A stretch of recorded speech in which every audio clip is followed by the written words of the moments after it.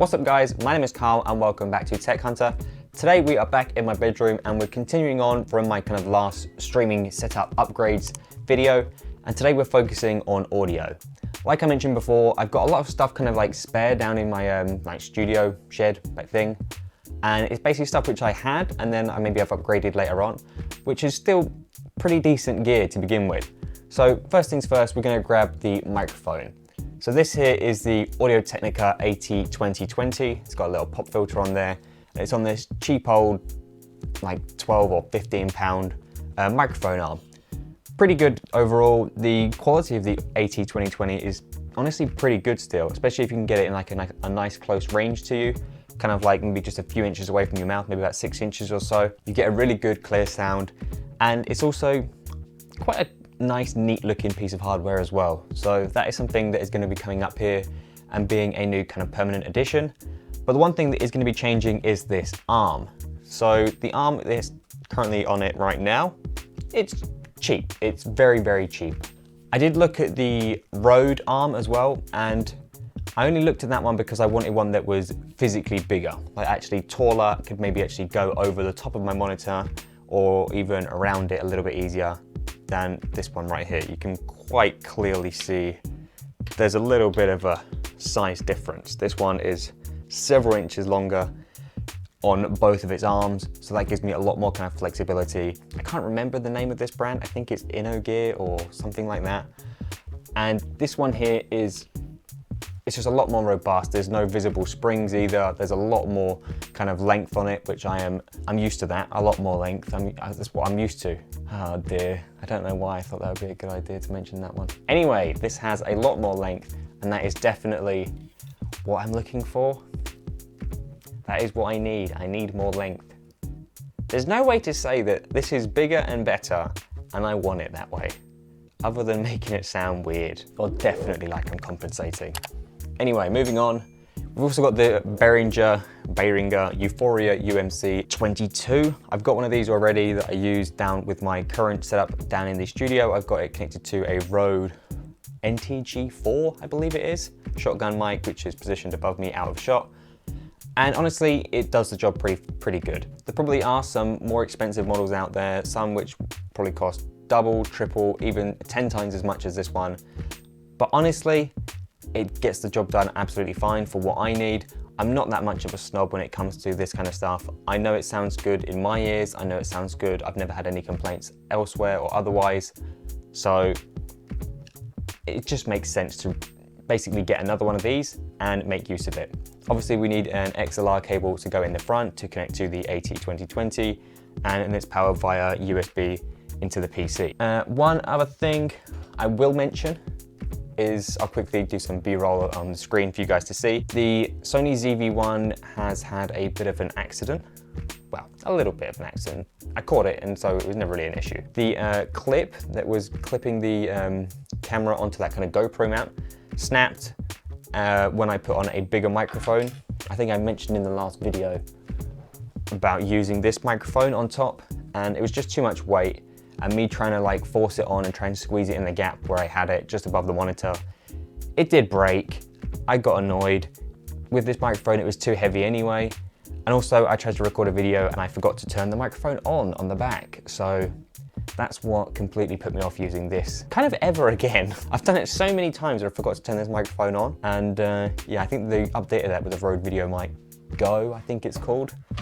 It doesn't need a switch. Let's get these new parts installed. Let's get the Audio-Technica AT2020 connected on that bigger, longer arm and tidy up some of the cables. As you can probably see behind me, I never actually sorted that cable out, and I probably never will because I've got too many things plugged in around the back.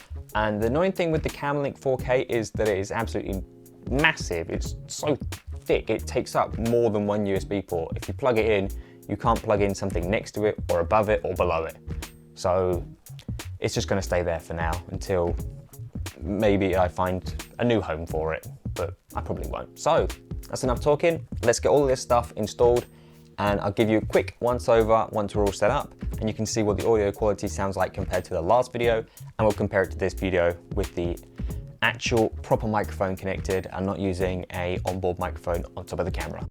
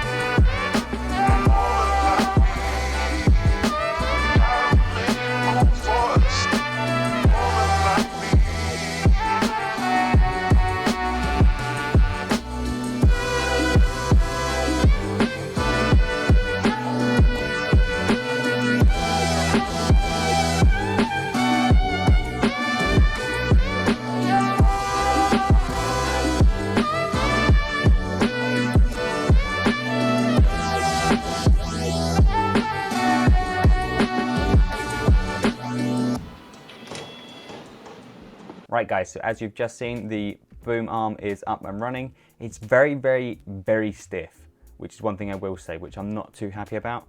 It seems to be kind of damaging my cheap IKEA desk a little bit, where the desk is literally made of cardboard and the clamp and the spring mechanism is so strong, it's actually kind of crushing the desk a little bit, which I'm really not that happy with. Other than that, the arm itself is exactly the kind of length I want it to be. I want it to come over the top of my monitor, so kind of like this, and then kind of bring it into shot, really easy to move out of the way. That side of it is really nice. It's just the fact, say, moving it up and down or backwards and forwards, it seems to cause a lot of damage to my desk, which is definitely something to bear in mind. If you've got a nice solid wooden desk, not this cheap cardboard thing like I've got, then you might have a little bit better luck than what I'm having, but that is something to point out. Of course, if you are considering doing something similar to yourself, like that microphone arm I used to have, very cheap, very lightweight, and very kind of easy to maneuver, to be honest. Just wasn't quite long enough for what I wanted, which is a bit of a shame, but that would have been absolutely perfect for probably 99% of people. So right now you're probably going to be hearing me from the clip-on lavalier mic, which is what I'm going to be talking to you most of the time, and then we're going to switch it over to the little Rode Video Mic Go, which is on top of the cam link. It's pretty decent audio. It's fairly good for the distance that I am sat away, which is about probably like 2.5 feet away.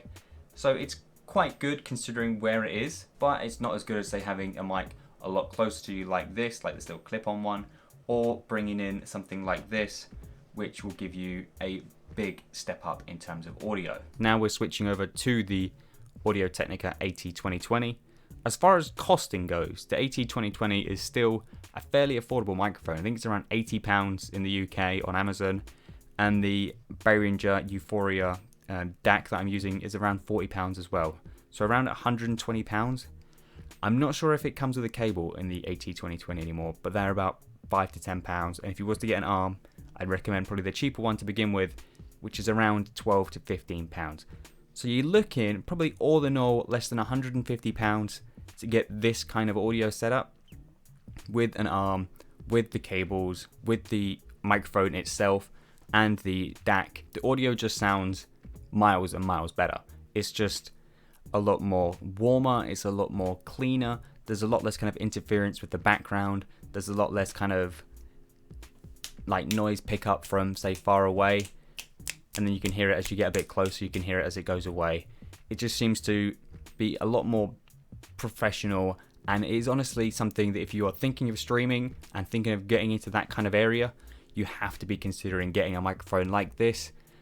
Maybe alternatively to picking up something like a Blue Yeti USB microphone, which is around £130 and can give you more issues, and you get less control over the gain and all that type of stuff with the Yeti. I know they do have a gain control on there, but this kind of thing is something you can easily upgrade over the future. You could quite easily get a better microphone with an XLR input, or you could even get a better digital to analog converter, a DAC as I've been calling it throughout, and that gives you a lot more kind of flexibility and a lot better audio going forward.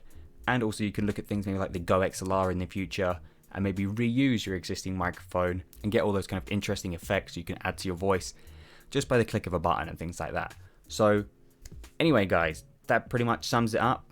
I feel like right now the only thing that I'm missing is a good lighting solution. I've got my little kind of suction cup light up there. I've got my little ring light on the front of the camera there, which you guys saw kind of poking in and out of the hole. The only thing that I would like is maybe, like I mentioned last time, putting like an Elgato key light, just to something to kind of give a good wide spread of light. And to be honest, the key light air would probably be ideal. It could clip on the back of my desk again, right behind the monitor, everything be out the way, and just give you that nice spread. So maybe in the next episode we might look at lighting, depending on what my budget allows and if I can afford to pick up a key light air. I'll give you a quick another comparison between the clip-on microphone and the Audio Technica. It just sounds a lot more fuller with the actual microphone, kind of just a few inches away from my face. And if you are considering streaming, this really isn't an option at all, to be honest. Even if you've got a longer cable and hooked it straight up to the camera, it's really not a good option. You want freedom. If you want to move away from the camera, you don't want to be tied to anything, especially if you're going to take off your headset, you just want to throw that down and walk away. Or if you're using a wireless headset, you just want to have complete freedom. You don't want to be tied via a small little cable that runs all the way to the camera instead of the recorder. Anyway guys, that brings us to the end of the video. Thanks for coming along with me. Hopefully you've enjoyed this kind of mini series I've been doing, upgrading my setup to make it more kind of stream and recording friendly, just so that I can do stuff in this kind of location more and more, and try and get some more videos out to you guys quicker and faster. Anyway guys, thank you very much for watching. If you have enjoyed this video, feel free to click that like button down below. And whilst you're down there, please feel free to click that subscribe button if my face hasn't offended you. And don't forget to click that bell icon to get notifications as to when my next video goes live. Thanks for watching guys, I'll catch you in the next one. Cheers.